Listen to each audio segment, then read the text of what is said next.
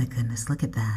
Hey, sweeties, I got some oxtails for you today. Slow cooked in the cast iron, enamel coated cast iron Dutch oven for hours, and it is worth it. Served it with some yellow grits. Well, the grits cooked in turmeric and chicken broth, Boursin cheese. I braised the oxtails in red wine, soy sauce, your aromatic vegetables, your carrot. I'm going to get into it, but first, please subscribe to Sweet Savant. Hit that thumbs up, that notification bell. Now let's talk about these oxtails. So oxtails, do they actually come from an ox? Is it an oxtail? Maybe originally they were from an ox. Now, more than likely, it's from a cow's oxtail or a cow tail. It might be a veggie tail. I really don't know, but it is delicious. I picked up these oxtails from Publix. They're getting so expensive. They don't always have them, so sometimes you may have to ask them to order them. These are nice and big and meaty. They've got a good amount of fat on them. Sometimes you'll find them with all of this fat trimmed off. I like to cook them with the fat on. I think it makes for a more succulent result. And you'll get some larger pieces and some smaller pieces, but this was a good variety, I think. We're going to season them with some salt, some allspice, which is not all spices. It is the allspice dried berry, basically, which we're going to crush up in our mortar and pestle. Allspice is really delicious on oxtails and duck and pork. So we're going to season our oxtails with the allspice, some fresh cracked black pepper, kosher salt, and some fresh thyme. We've got our aromatics, our carrot, our onion, and then our braising liquid will be some red wine, a little ketchup, and some soy sauce. We've got our enamel-coated Dutch oven heating over medium heat. This is the Cuisinart 5-quart Dutch oven. Sounds good to me. A little bit of oil in the bottom. I wish this was a 6-quart. I needed a little bit more room to fit all of these oxtails. Brown them on all sides and then remove them. We have to do this in batches because these oxtails, especially these, are really big. You can fit some of the smaller ones down in the crevices. And look at the color. That's what you want right there. So we want to get it browned on all the sides. And this helps us develop the flavor. And you'll see the fond there on the bottom of the pot. That is what you want. As we braise, that caramelized flavor gets cooked into our sauce, making it so darn delicious. So let's go ahead with that other batch. Make sure that you keep your temperature on medium to low because we don't want to burn the pot and ruin all that beautiful fond.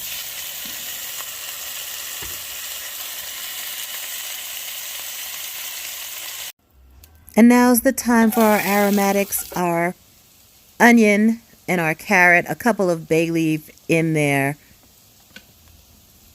And we can let that soften a bit, and then ketchup. Yes, plain old tomato ketchup. It's got a little bit of sweetness in there and a little bit of the spices. And I like to cook it down a little bit with the tomato to get that sort of caramelized tomato taste before I add in some red wine. And this is an inexpensive red wine that is still very tasty to drink. You don't want to use some bad wine because you're just going to concentrate the bad flavors. You want something that you like to drink. So we let that simmer for a little bit to cook off a bit of that alcohol taste. And then we'll add in our slower sodium soy sauce. And then the oxtails go back in. And check the description box for the recipe, and I'll give you all of the measurements down in the description box. Now you want to nestle those oxtails into our braising liquid. And like I said, I wish this was a little bit bigger. A 6-quart Dutch oven would have been better, but we'll just have to, jam them in there, move it around. I'm going to add some water just to help cover halfway the oxtails, not completely cover, and any liquids that came out of those oxtails as they were resting after you removed them from the pot.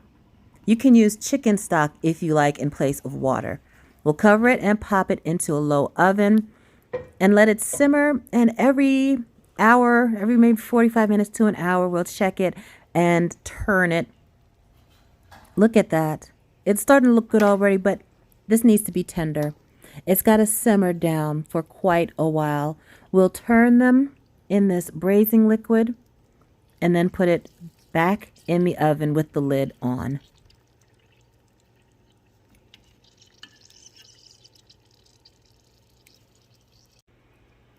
These oxtails look good. The sauce has reduced. It's not quite as tender as I want it yet, so we can add a little bit more liquid, just about a cup, and put it back in the oven with the cover until it is as tender as we want. See, it's not just pulling off the bone yet, so not yet. It's got to go a little bit longer.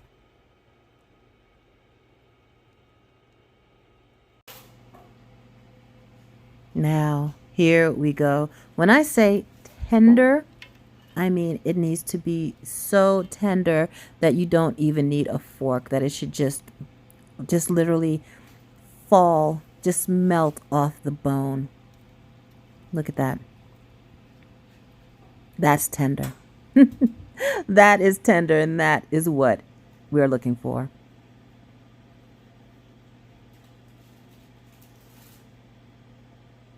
While those oxtail were in the oven, I made my grits, and these are stone ground grits. They're white grits. I wanted them to be yellow, so I added some turmeric into the chicken broth.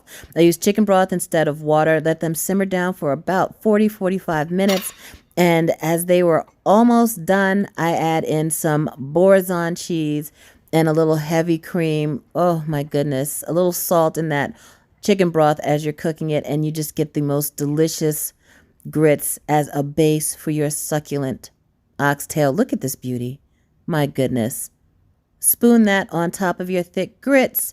Put some of that sauce on it. You try to strain out as much of the fat as you can, just leaving the sauce behind, some of those carrots and onions pieces.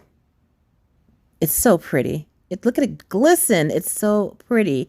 Now, you want to get a spoon for this. It's so tender. Look how it just pulls so away from the bone. And then you get a spoon to scoop up some grits, oxtail, and sauce all in the perfect bite. So darn delicious. Now, for a variation, if you like beans, you can add some butter beans into your oxtails. You can make them from scratch or buy it canned and just let that simmer down for the last few minutes of cooking. Oxtails, so tender, slow cooked in the oven, in the enamel coated cast iron Dutch oven. And if you want to know more about the variety of enamel coated cast iron Dutch oven pots, then you got to watch this video right here, where I'm going to go over the ins and outs, the ups and downs, the expensive, the Le Creuset and the Staub, versus the inexpensive, the Cuisinart, the Martha Stewart, and the Lodge cast iron, enamel coated cast iron. So if you want to know, should you splurge or should you save? Which one is the best? Which one is right for you? Then watch that video. That's coming up next. And please subscribe to Sweet Savant. Hit that thumbs up, that notification bell, and y'all have a delicious day.